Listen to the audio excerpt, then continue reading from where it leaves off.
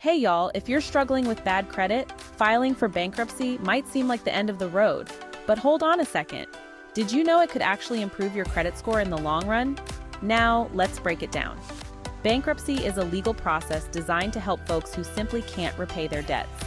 There are two main types for individuals: Chapter 7 and Chapter 13. Chapter 7 is for those with limited income and assets.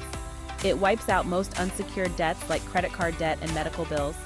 Chapter 13, on the other hand, sets up a repayment plan for those with a steady income. Sure, filing for bankruptcy will ding your credit score at first. But here's the kicker. It also gives you a fresh start.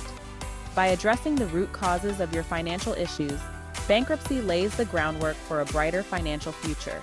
So, how do you rebuild your credit after filing for bankruptcy? First, get your hands on your credit report.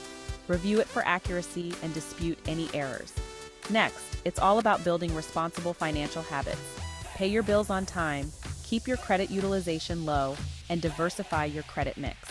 Secured credit cards and credit builder loans can be great starting points.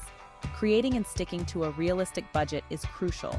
Track your income and expenses, cut back where you can, and focus on saving and debt repayment.